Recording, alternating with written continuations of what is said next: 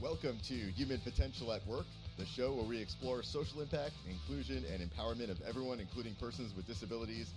Get ready to be inspired, hear success stories, and learn tips and principles for bringing out the best in everyone.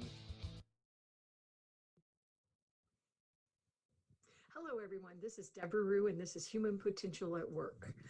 Today, I am going to be turning the camera on myself, and I'm going to be interviewed by the very talented Douglas Foresta, who has his own show. He has multiple shows, and my producer, my mentor, my really dear friend, and somebody that has been a guest on Human Potential many, many times. So, Doug, thank you for being on the program today. We're Well, going to thanks reverse for, it. yes, exactly. Thank you for letting me do this. I'm really excited. I know today we're going to be talking about AI or artificial intelligence, and we're going to get a little more into, I'm going to ask you in a moment about, what does AI mean? But the first thing I want to ask you is, why are you involved in conversations about artificial intelligence? I mean, that has nothing to do with disability inclusion, right? Right, that's what people would think, and I'm going to go all the way back to my dad, who has passed over, but my dad was a technologist working for AT&T before anybody knew what technologists were. And my dad, he taught my all of me and my siblings such love for technology. I just love the potential of technology, and I've been burned by that love before. But I remember when the internet came around, and I thought, oh, that is so cool. I want to play in the internet. And I actually applied for a job. I was working in banking, Doug, and I Hmm. applied for a job to do um, to create the internet a presence for this bank. Oh, well. And but they didn't accept me. They're like, you're a training manager. And so I was like, okay, if you're not going to let me play where I want to play, I don't know that I'm going to stay. So, but I did stay, but not that much longer. And so started working for another company, and I got involved with the internet. And then I remember social media came around, and I thought, oh, social media is going to be so cool. And so I wanted to be engaged in that conversation, and I very deliberately got engaged. So to me, artificial intelligence, this is huge. And this is a huge game changer for human beings. And we could sit here and argue about whether it's a positive game changer or a negative game changer, Right. or who knows, or let's figure it out. So, but sorry for the long, answer, but what I believe is artificial intelligence is really going to change the world, and I think it could be a major beneficial thing for people with disabilities if we really are truly included in the conversation. And also people that are acquiring disabilities as they age. And we're an aging society all over the world, and so many people are acquiring disabilities. And you and I have talked about this before, but a very troubling thing about getting a disability later in life is that you don't get the same supports that you get if you're born with a disability, like my daughter with Down syndrome. When my father-in-law started losing his hearing, we could get him hearing aids, but when he got to the point it was so advanced that the hearing aids didn't really work anymore, he couldn't really communicate with us by telephone, and he lived in Right. Florida, and the rest of us don't live in Florida. Well, one of my husband's brothers lives in Florida, about 3 hours away from him. So we needed to rely on technology to make sure we were communicating with, my father-in-law, who I loved so much, and he's also passed over. Mm. But so it's really become a problem. It's become, and we knew it was coming, the tsunami of aging. We knew it was coming, but it's here. Welcome, it's here. And so I believe that the artificial intelligence conversations are just going to change everything. And I want to make sure, or try to make sure, that the community of people with disabilities are meaningfully included in these conversations, and that people that are over the age of 55 are meaningfully included and considered in these conversations. And so that's why I'm so excited about artificial intelligence. So, with that, let's define, when I think about artificial intelligence, I think about HAL, in 2001, and, I'm sorry, I can't do that. you know, so, That's right. like The you said, something, the Terminator. Terminator, exactly. Say a little bit more about, when you talk about artificial intelligence and how it'll have an impact on all humans, including humans with disabilities and the aging population. What are we talking about here? I mean, what does that look like when we say artificial intelligence or AI? Right. And really, we say artificial intelligence right now, and there's different meanings, okay, Right. because we really don't have artificial intelligence. We have machine learning or Yes. deep learning, Yeah. which is really, really powerful. And we have narrow artificial intelligence. And so we have Alexa, who, for example, would be considered narrow artificial intelligence. And then there's general artificial intelligence that we don't really have right now. And we don't have, artificial intelligence that look like human beings, think like human beings, or empathetic or creative, or that's a long, long way in the future. But when I say that humanity is going to be impacted by artificial intelligence, including people with disabilities and people like me that are over the age of 55, artificial intelligence is going to impact all humans. Mm. All humans. And I've been doing a lot of research, and I must confess, I've really been enjoying reading these books and researching these articles and really engaging in these conversations, often with you.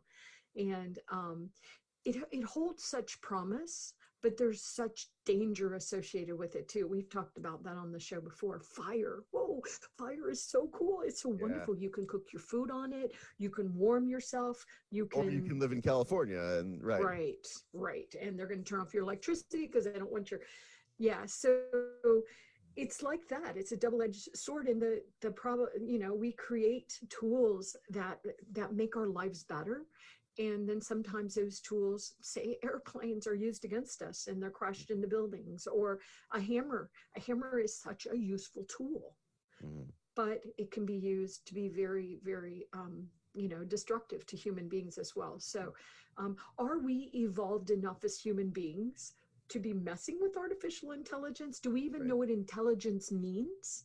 And Right. I remember when I was when I went to Shanghai and I was looking at the tech for good, the tech for all stuff that Huawei was doing, they were calling it advanced intelligence, as opposed to artificial intelligence. And I thought that was interesting. I think the word artificial intelligence is interesting because, once again, have we all even agreed to what it means to be intelligent? By the way, no, Right. we Right. haven't, right? Right. Because we have emotional intelligence, we have, IQs, we were talking to Dr. Greg Vanderheiden the other day, and he was talking about technology quotients, and so there's all kind of different ways that we define intelligence. And so I think it's part of the expansion of humanity, but at the same time, artificial intelligence could save us, or it could cause us to kill ourselves even faster, Yeah, it was just like anything else. was it oh, what's his name? The physicist Stephen Hawking said Yes. that artificial intelligence was the greatest threat to humanity, Yes. Right. right? He was very concerned about it. Mm-hmm. Um, but like you said, we're already starting to see glimpses of it, right? In Alexa, in I mean, where else? I mean, Siri, Siri, Siri smart homes, all the smart connected homes. We're seeing yeah, Honeywell, Apple, yeah, Amazon. I mean, Amazon has those drones, our military yeah, is using the drones now. Uh, Photographers are using drones. So, we have the Internet of Things, which is amazing, but at the same time, right, whoops, you could actually get every single one of these devices to call home, right. and you could crash the servers if my dishwasher and my refrigerator and my, my television remote. I mean, who knows? Yeah, The Internet of Things is everywhere, right, right? So, and all of these wonderful inventions are actually improving the lives of people with disabilities and other people as well, but people with disabilities.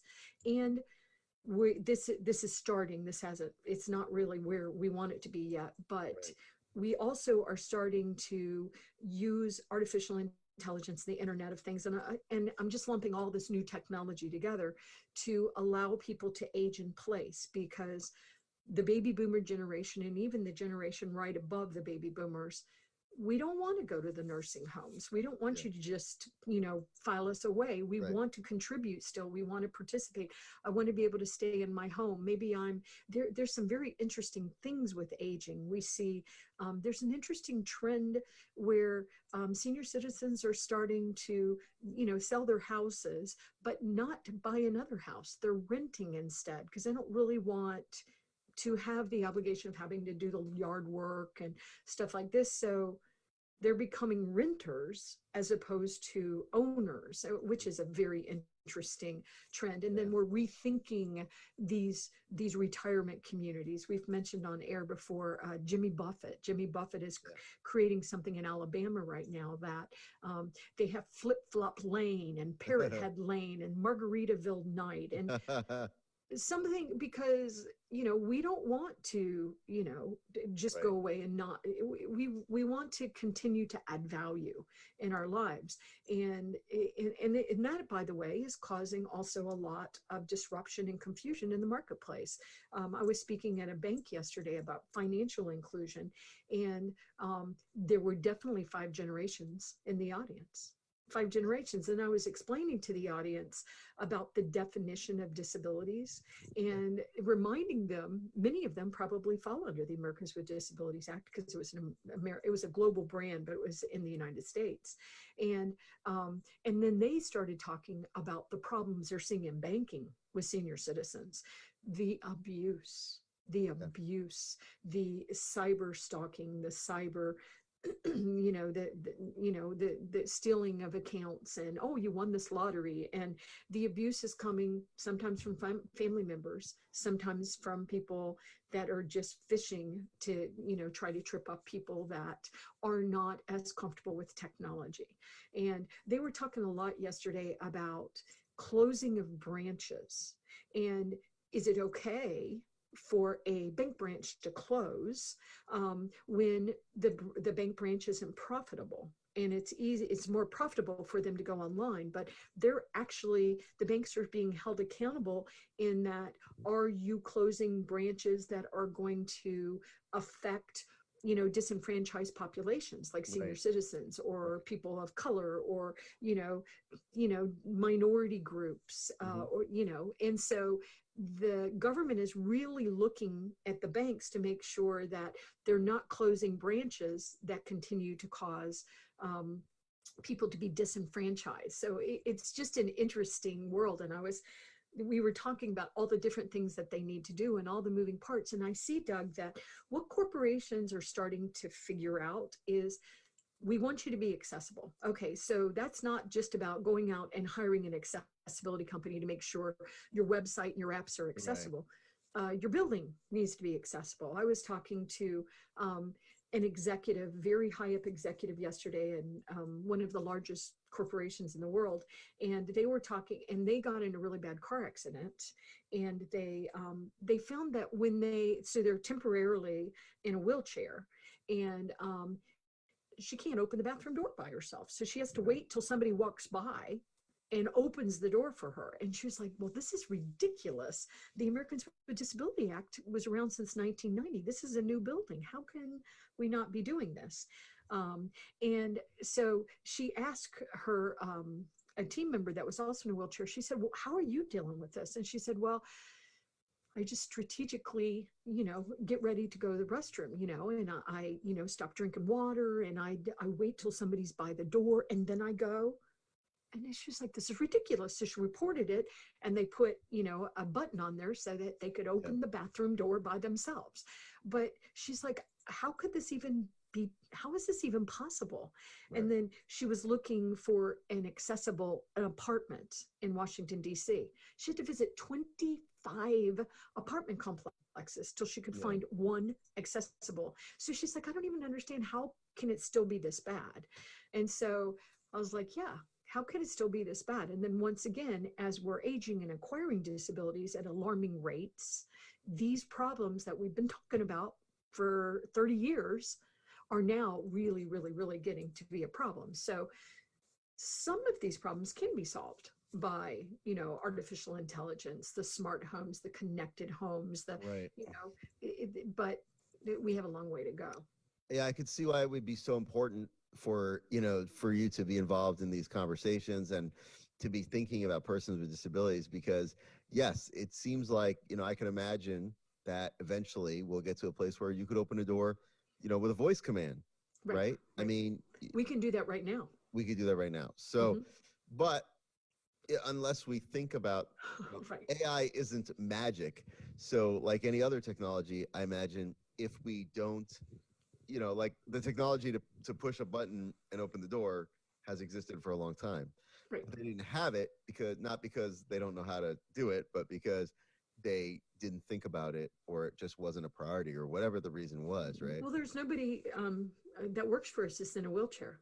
Right. Hmm. Right. Wrong answer. Right. No, no. And I by the thought we.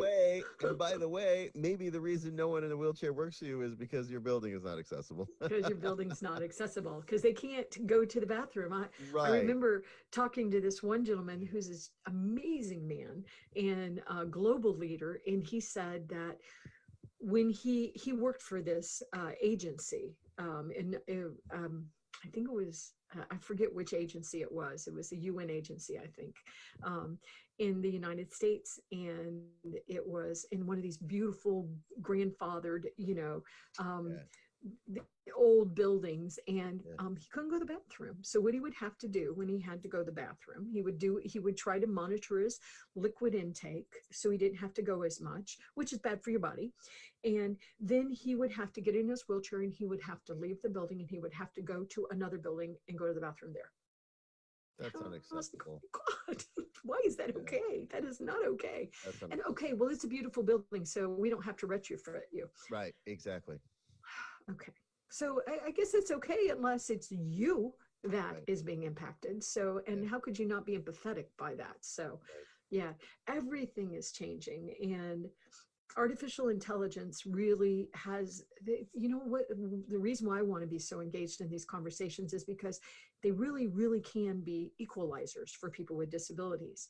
I was talking yesterday on my drive home from this speaking event to Richard Streitz, and we were talking about, you know, all of these changes, these technology changes, and how they can, or they can improve our lives, Yeah. and do we, how do we make sure that we're in the right conversations and we're having the right, and so we were talking about the exoskeleton because a week ago I was talking to a group of investors that want to invest in this community. They want to invest in an accessibility company or a disability inclusion, and they asked me specifically about the exoskeleton, and I don't know if y'all know about the exoskeleton, but it's so cool and it's It been allows people around. that are paralyzed basically to walk. Yeah, yeah, it's really cool. It's this probably a bad example, but for my brain, it sort of does remind me of shrimp, right? Because shrimp has this really nice protective cover over them, which we rip off and eat the, succulent shrimp, but it protects the shrimp's soft body. So it reminds me sort of that. So it's an exoskeleton. But when they first came out, I think they were like $150,000, and they were just, Yeah. so you just couldn't afford them. And so the investors were saying, well, how do we make sure that when we create this really cool technology that can help people with disabilities and people that are aging into disabilities, how do we make it affordable for them? And I said, well, that is a great question that the United Nations has been trying to answer for Yeah. years. How do you bring assistive technology? How do you bring technology? How do you bring tools to people in the developing world? So if you're in the developed world, you get it. But if you're in a developing country like the Philippines, you don't get it. And I'll give you a silly example, which isn't a silly example. We have an employee, Jasmine, that works with us in the Philippines, and she's blind. She can't get a bank account in the Philippines. Right. And I'm like, well, then Jasmine, go to an international bank. And she said, I did. She said, but it's my country men that are running these, and they said, I'm blind. I can't get a bank account because somebody could steal my money. So I was like, that's ridiculous. That's Yeah. ridiculous. And I was challenging the bank I was talking to yesterday. They were asking me how to be more innovative. And I said, look at your global footprint. Don't only be thinking about disability inclusion from the US lens because we're going to sue you and Right. because we have laws. look at your entire footprint. What are you doing for your entire footprint? And talk about what you're doing. Talk about it. We want to hear what you're doing. Tell us what you're doing. And this, they were really want to do the right thing by their customers. And so they were like, oh, that's a good point. That's a good point. So it's all of the technology changes, the disruption. Artificial intelligence really is going to disrupt everything, and it's fascinating as you look at the data. Because I was reading this one book. It's fascinating. I think it's called Human 3.0. It's a very interesting book, and they were talking about robo judges. They were talking about a lot of really cool things, but one of the mentioned this things, to me. Yeah. yeah, I just thought it was so interesting, the robo judges. So they're saying the cool thing about a robo judge, and this is in the future, we're not there yet. Right. But the cool thing about robo judges would be, this is a computer. They can take all this data. They very quickly get all the data all at once in a way that some of our most brilliant brains can do, but they're actually, the machine learning's getting even better. I mean, use the Watson beating the chess players, and Right. AI beating the Go game, which is a very sophisticated game. But so they could take a look at all the case laws, figure everything out. And instead of you waiting to go to court and this case to be tried, and then you have another case and that's tried next, and then tried next, and tried next, and tried next, you know, your time in court, the artificial intelligence could do the case all at once, all at once, all at once, and you can have multiple machines doing the cases. So you would reduce the cost, because you're not waiting months and months and months and months and years maybe for a trial. Supposedly, hopefully, it would reduce the bias that, and I thought it was very interesting. They were talking about statistics that they find that judges that are hungry, 35%. You never want to be the person right before lunch. Yes, Yeah. right. 35% they give harsher sentences when they're hungry. Yeah. And Right. which, So but, and they, that's where AI has a really great potential. And then also in terms of hiring as well, like I know there are programs that can scan through language right. and performance reviews and things like that in order to flag, potential bias. Right. It's amazing. They can run they can run programs to predict what prisoners will go back in the system with some pretty cool accuracy. But so that's all wonderful and cool. And so the robots are going to look at the case law and they're going to figure it Yeah. out. And I thought, okay, now that's when I'm going to get a little bit of heartburn here, because we know there's bias in our case laws.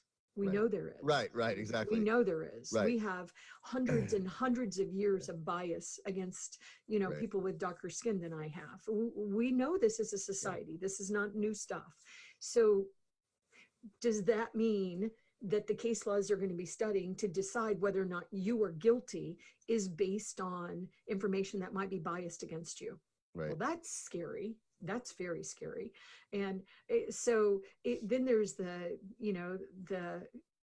well, you could do an audit. Would the audit be done by another artificial intelligence or by Right. a real judge? And Right. everything about society is going to change. And and if you look at the job losses, that's really why I got the most interested, because I thought, okay, are people with disabilities who are already disenfranchised in the workforce, is this going to hurt us even more? Are we going to lose the jobs we have now? Or are we going to lose the opportunity? Right. Or because artificial intelligence, if I can't see, there's some really, really cool apps now. There's screen readers. Right. There's things that help assist me to provide some equality, not complete equality, because people don't make their websites accessible, their apps accessible, their software programs accessible. So then the screen readers are not as effective.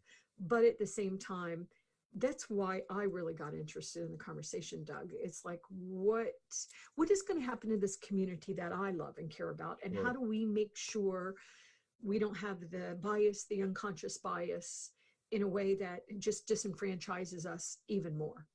Yeah, I mean, that itself is a really good conversation about, I know that's been a big argument right now, and the concern that, is AI going to basically eliminate so many jobs. And then, of course, we already know that the numbers in terms of employment for persons with disability is abysmal. So is that only going? I mean, we know that, yeah, if it's we're in a historically low unemployment right now. What happens when AI starts to replace some of those jobs? And so, yeah, I mean, the world is going to change dramatically. I could see how, Dramatically.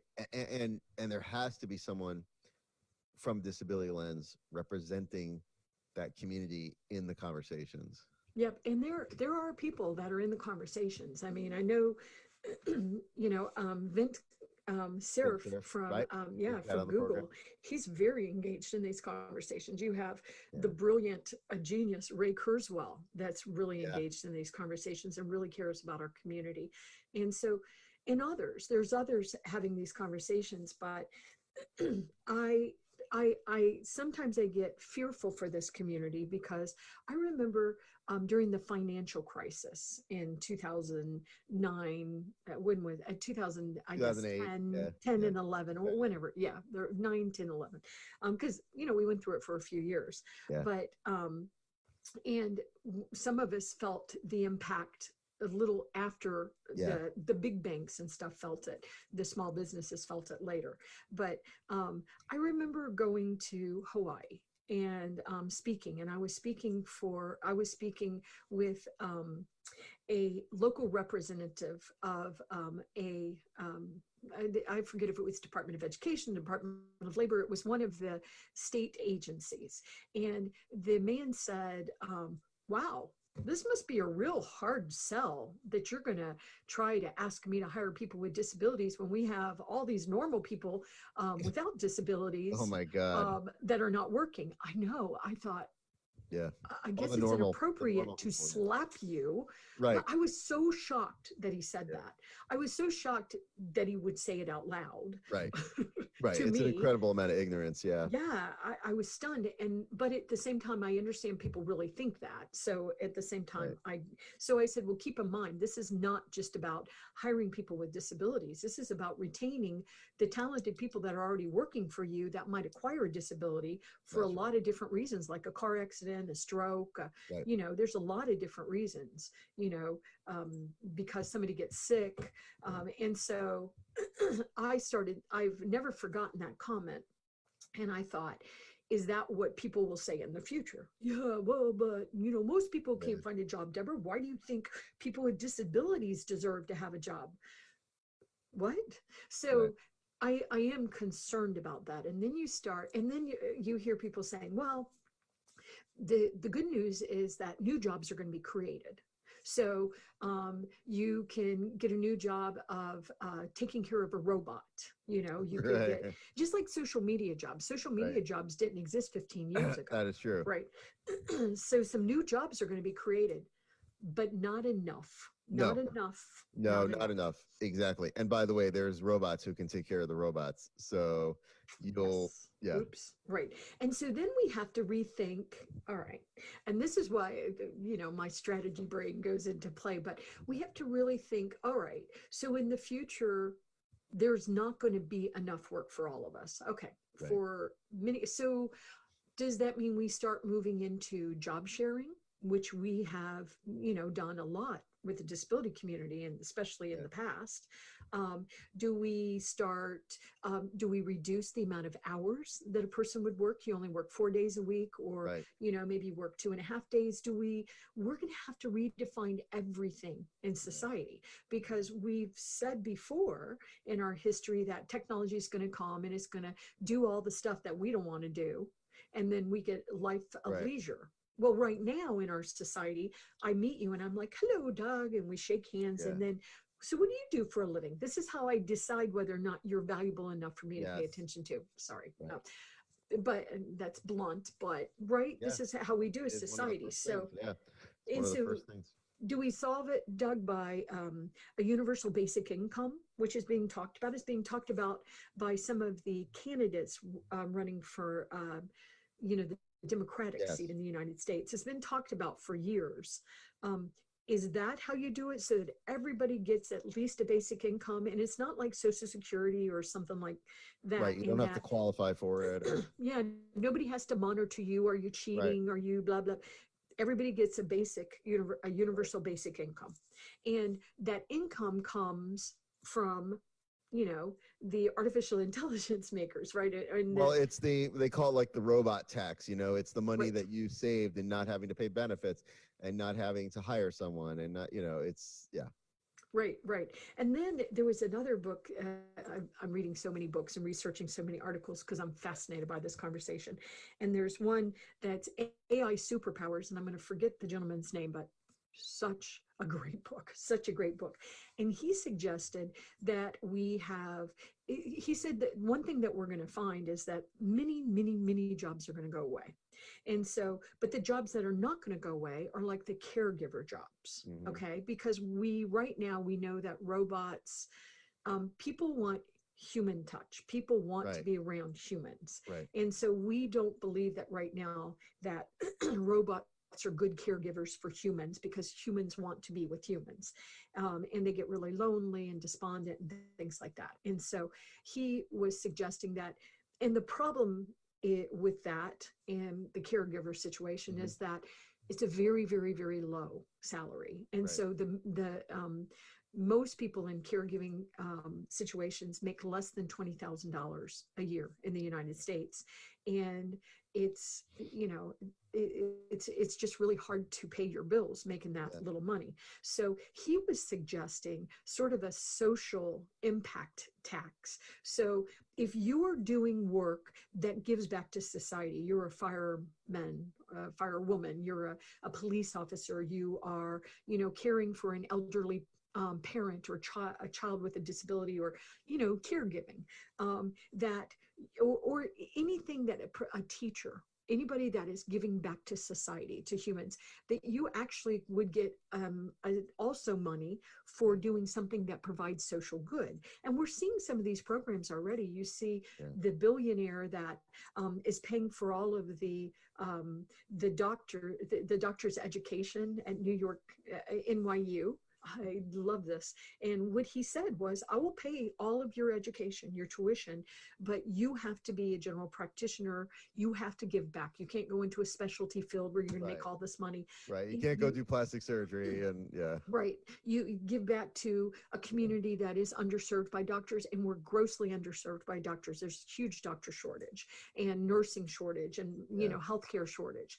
And so allowing artificial intelligence to do jobs that they're better at than us, but sometimes they'll Right. just supplement what we're doing. And I'll give you a personal example. So my daughter, Sarah, got so sick last year. She was in the hospital multiple times. It was really scary. And she had a blood clot disorder. And Yeah. so the blood clot disorder caused all these problems and, just caused, her to have bowel surgery, and it was Hmm. a mess. And in HCA was the hospital that we used. And I do love HCA because, Yeah. Henrico Doctors Hospital, part of HCA network, they saved my daughter's life. So I'm so grateful to them. And but what we quickly figured out was when we went to an HCA provider, and there's other lovely providers here in my Hmm. area. There's Sure. Bon Secours, there's, Hmm. I can't think of others, but there's some other great people. But HCA just happened to save my daughter's life. So I'm an HCA girl. So what I did was I changed all of my doctor relationships to go with HCA. We were going to a general practitioner that was with Bon Secours, and he was amazing, but he wasn't HCA. And the reason why I switched, Doug, was because I wanted the computer with the doctor. Because Yeah. I know what happens when they would type Yeah. in the hospital, oh, we're going to give Sarah this medicine. Right. It The gets connected. Yeah, the computer says, Right. no, you're not either, because she's on Right. Eliquis, which is blood Right. thinners, and you'll kill her if you give her that medicine. Right. Right. And so the computer won't let them do it. Now they can override the computer, but please don't Yeah. do that. Exactly. And so I needed everything to be in one place so that my daughter could be safer. And I want to stack the deck for my daughter. So it's just a personal example, but that is what we're talking about. We're talking about the computers, the artificial intelligence, the machine learning, it will supplement what it means to be human. And so you get that exoskeleton, and all of a sudden you have a spinal cord injury, but you Yeah. actually can walk because you're using the exoskeleton. Yeah. It's that fusion, like you said, it's going to be this fusion of, I mean, things that we've been seeing in science fiction for years, but we're getting closer to the actual implementation of Yes. them. And so, yeah, I mean, this is one of those conversations that we need to continue because there's just so much, and as you go along, but I think and I hope that people really understand now, if they're like, why is Debra Ruh getting involved in artificial intelligence? I think you made it really clear as to why this is such a crucial, it's so crucial. And this podcast, this program is called Human Potential at Work. Right. Well, it's interesting because I think AI is going to help us extend our human potential. I agree. I agree. And Doug, I would say, and I'll say this, and then we can close the episode. But and because we're, as Doug said, I'm writing about this. I'm actually Yeah, going to write a book with we're David going to do Perez, more of our this. chief strategy officer, on this. And I'm creating, with Doug's support, I'm creating a new YouTube show where we're focused on AI and tech for good and tech for all and digital inclusion, where we're really going to be talking about the technical stuff, but a big problem. There's so many problems associated with the ethics of AI. The ethics of it is a huge issue that we've got to figure out as a society. But another huge problem is the lack of data. So we have not meaningfully included people with disabilities in society. So we don't have good data that the computers can even learn from. Right. It's suspect data. And then we have other minority groups like African Americans and stuff in the United States that have been disenfranchised for hundreds of years. We have bad data on them. So what we can't do is train these artificial intelligence based on old case studies, for example, using that, case law, that have bias in them, because then you're going to continue to disenfranchise. So how do you get the data super clean?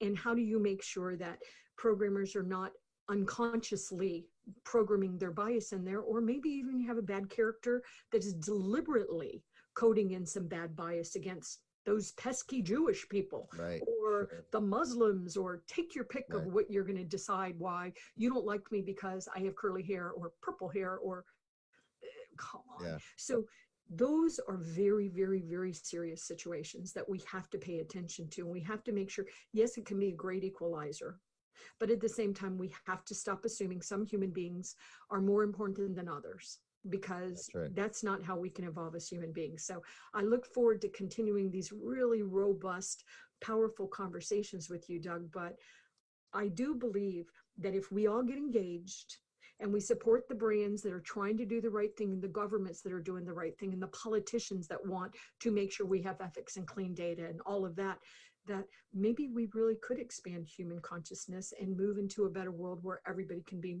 more included, instead of what we're doing right now, where we're leaving out large groups of people. It's really sad. Amen. Very well said. Thank you, Deborah. I look forward to continuing the conversation. Yes, thank you so much, Doug. Thank Bye, you. everyone.